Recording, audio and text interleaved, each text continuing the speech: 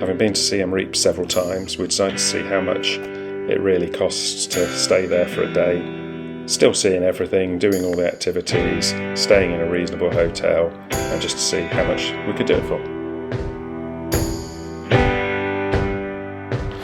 When we're away, we budget £30 a night for the accommodation, and during our time in Siem Reap we stayed in 3 different hotels. You can see this is the Central Indochine Angkor Hotel, which is the first one we stayed in.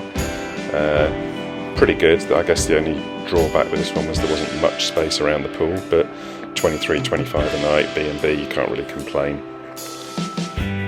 The next place we stayed was the Ladia Boutique Hotel, which is somewhere we'd stayed before, so we knew it was nice. Got 2 lovely pools, nice position, and that was £22.20 a night. Finally, we stayed in the Home Indochine Angkor Hotel. Another lovely hotel, nice pool, and this one came in at $26.67. All 3 were bed and breakfast, so all of them are on the same side of the river, and just a 10-15 minute walk to the river, and then pub streets just the other side, and we tended to eat, as you'll see, just along the river there, so really convenient for getting to where we wanted to be. So as you can see, there's plenty of choice to get a really nice 3-star hotel with pretty good facilities for a reasonable price. Clearly, if you wanted to go even cheaper, there are cheaper hotels and hostels that you can reduce the price even further, but that's kind of the standard that we like, and with a pool, so easily doable for that money. While Siem Reap is known for its large collection of restaurants, some of which are very high-end and others of which are on Pub Street, which is fairly well known, we prefer to eat down by the river. There are lots of vans and tables, some with varying heights of chairs. Callum prefers the larger ones, but it's a really nice experience to eat down there with a mixture of locals and tourists, and excellent food. We tend to eat bed and breakfast, but if you don't, there's no shortage of places to get some fresh fruit or to go and have a nice coffee or pastries, with lots of nice little cafes dotted about the town. There's no shortage of places to get a drink in Siem Reap. There's obviously the famous Pub Street, but there's bars all the way along the river which we really like, and there's smoothie stalls everywhere as well. And of course, more importantly, you can get a beer pretty much anywhere. And don't forget, we just made it to Cambodia after a 29-hour journey, so we're knackered. We've had our first Cambodia beer, so, well, I'm on to the second. Jan's just had one, which is why she can hold the camera steady. Anyway, so with your Cambodia beer, the thing to remember, you can win a prize, which I failed to do miserably, but Jan did win one earlier on her first beer, so she won a free beer, and you can either win a free beer, $1, $10, $100, a motorbike or a car. We've only ever had $1 or a beer, so we'll keep trying.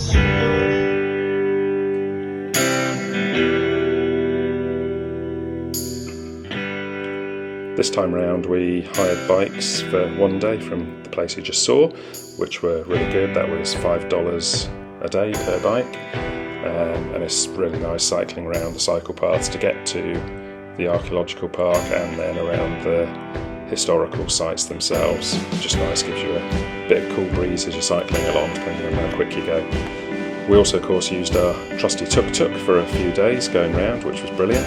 But you've also got the option of hiring a Tuktuk with a driver or hiring mopeds as well. And if you look at our previous Siem Reap video in terms of 4 ways to see the temples, then you'll be able to see some of those options and the costs as well.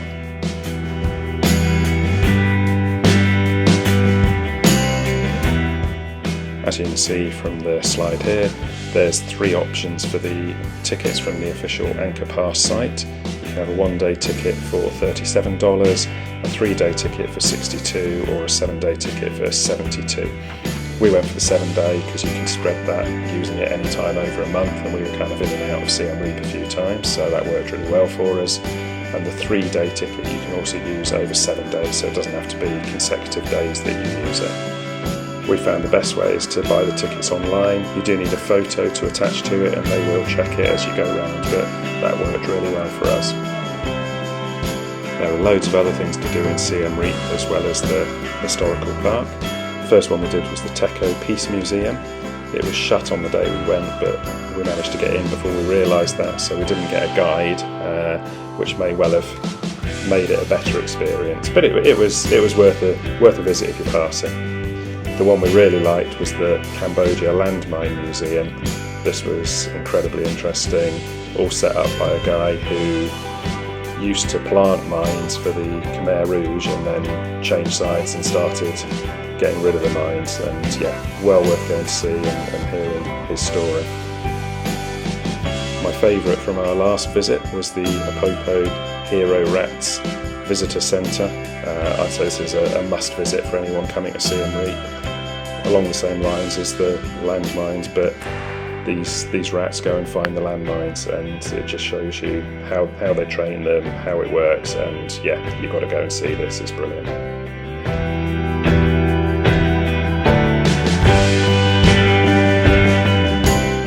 Laundry is really cheap in Siem Reap, though it's a bit strange when you walk down the road and see your underwear, but definitely get it done outside your hotel. And of course the massages are very, very reasonable there. Definitely have a massage while you're in Siem Reap. Between the various markets and stores and shops at every corner, you'll have plenty of temptations to spend your money. We did plenty of it, or Jan did, and don't necessarily rule out the ones outside the temples. We bought quite a lot there, and it was cheaper than the markets in the middle of town. So overall that came to a grand total of £71 for a day doing everything in Siem Reap. But that does assume that you're doing the temples and other attractions all on the same day, which, to be honest, if you've got the time, you probably wouldn't. You'd probably do the temples one day and then one of the other attractions another day, and just spend your afternoons next to your pool at your £25 a night bed and breakfast hotel that has a pool. So yeah, so £71 max, probably nearer £55, £56 if you spread out what you're doing.